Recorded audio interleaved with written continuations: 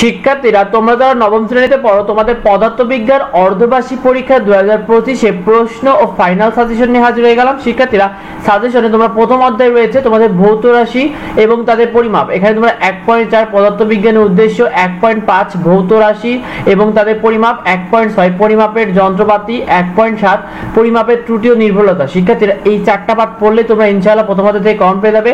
শিক্ষার্থীরা তোমাদের দ্বিতীয় অধ্যায় রয়েছে গতি। এক্ষেত্রে তোমরা 2.2 বিভিন্ন প্রকার গতি, 2.3 স্কেলার ও ভেক্টর রাশি, 2.4 দূরত্ব সরণ, 2.5 দ্রুতি ও বেগ এবং 2.7 গতির সমীকরণ। শিক্ষার্থীরা এই গতি অধ্যায়টি কিন্তু খুবই ইম্পর্টেন্ট, তোমরা এই পাঁচটা পাঠ খুবই ভালো করে পড়ে ফেলো, কারণ এই পাঁচটা পাঠে বাদ দেওয়ার কিছু নেই। শিক্ষার্থীরা তোমাদের তৃতীয় অধ্যায় রয়েছে বল।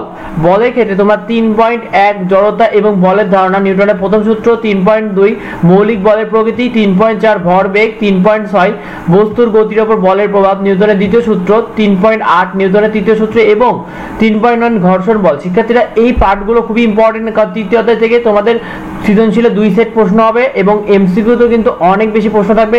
সুতরাং এই পাঠগুলো তোমাদের অবশ্যই পড়তে হবে, বাদ দেওয়ার কিছুই নেই এই পাঠগুলো।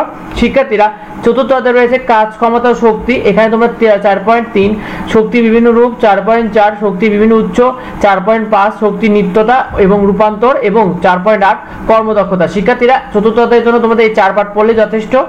তো তোমাদের নবম শ্রেণী পদার্থবিজ্ঞানের প্রশ্ন, তোমাদের কিন্তু সৃজনশীল প্রশ্ন হবে 40 নম্বর, সেখানে প্রতিটি সৃজনশীল প্রশ্ন হবে 10 নম্বর, 60টার মধ্যে 4টা সৃজনশীল লিখতে হবে।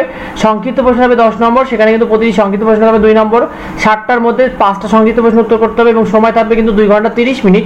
আর তোমাদের কিন্তু এমসিকিউ থাকবে শিক্ষার্থীরা, বোর্ড নির্বাচনে থাকবে 25 নম্বর, সেখানে কিন্তু প্রতিটি বোর্ড নির্বাচনের প্রশ্নে 1 নম্বর থাকবে এবং 25টি বোর্ড নির্বাচনের প্রশ্ন উত্তর করতে হবে এবং সময় থাকবে 25 মিনিট।